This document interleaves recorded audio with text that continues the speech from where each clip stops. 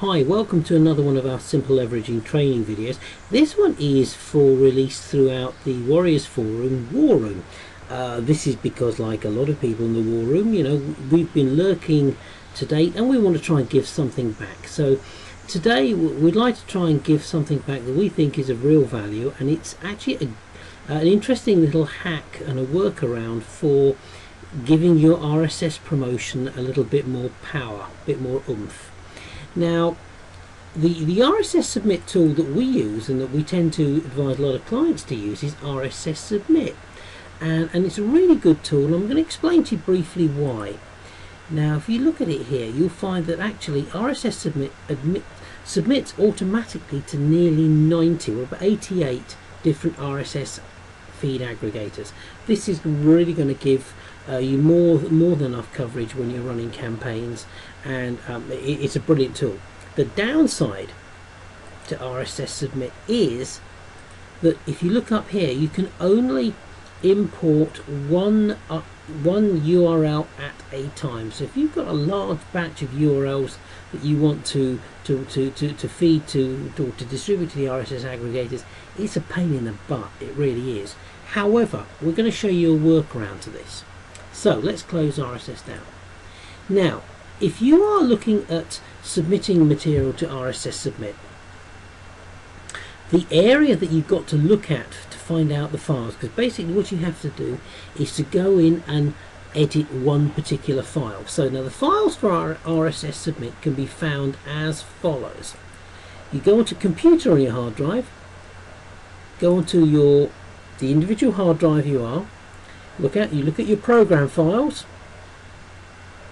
You open up your program files, scroll down to RSS Submit down here, open up RSS Submit, and this is where all your files that relate to RSS Submit are located. But there's a particular file that we want to edit, and it's not located here, or certainly not in Windows Vista, which is what we're doing this demo video, and also to a certain degree Windows 7 as well.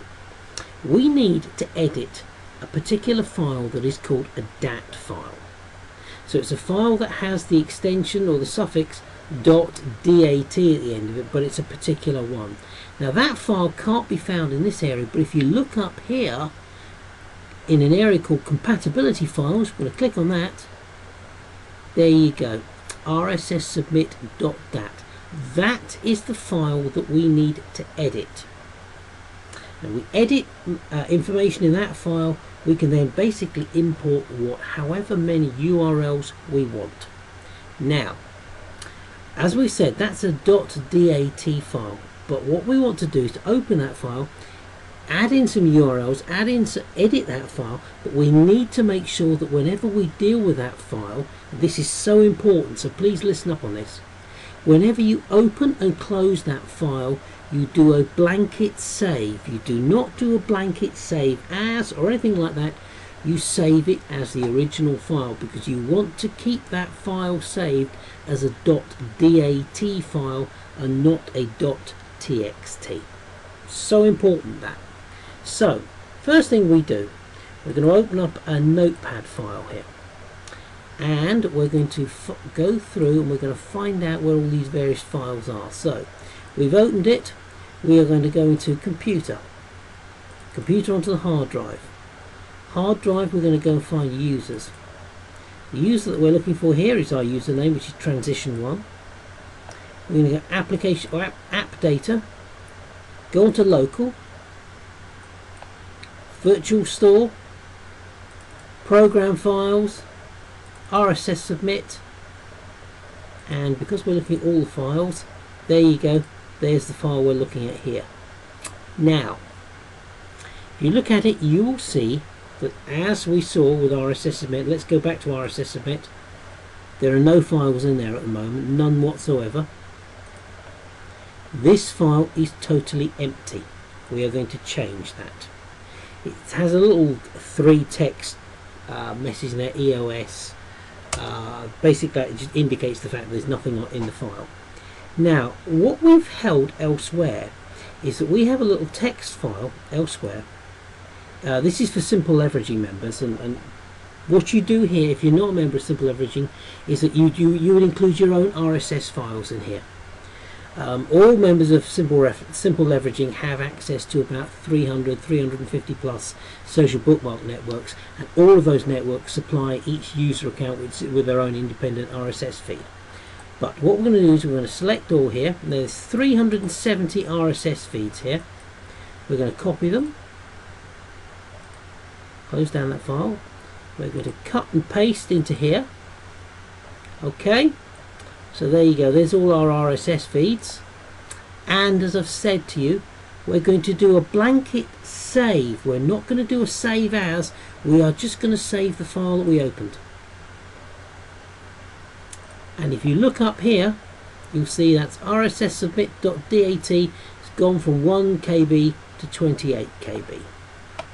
Now we're going to open up RSS Submit again,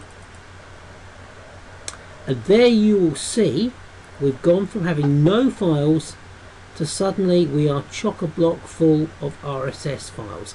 Now, the other beautiful thing about RSS Submit is that it checks, and you can check at all times whether these RSS feeds are valid and whether they conform to W3C guidelines. So let's do a quick check on this. Okay, feed validator, bingo, that feed is valid. Let's just do another sample feed here. Okay, let's validate that one. Let's see that it's valid.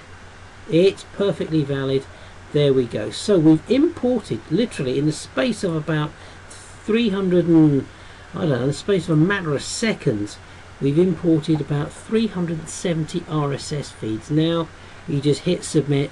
That will, RSS Submit will take these 370 RSS feeds and submit them to over 80, 85, 86, 88 RSS aggregators. Believe me, from the feedback that we've been getting, this kicks serious butt. It really does. It gives you serious clout, it gives you serious coverage, and also if you follow this technique, it will save you an absolute bundle in time. So listen, thanks for your time. Speak to you soon. Take care. Any individual questions about this, fire away through the discussion stream, or send me a PM and I'll try and point you in whatever direction I can. But believe me, this technique kicks serious butt. Thanks for your time. Bye bye.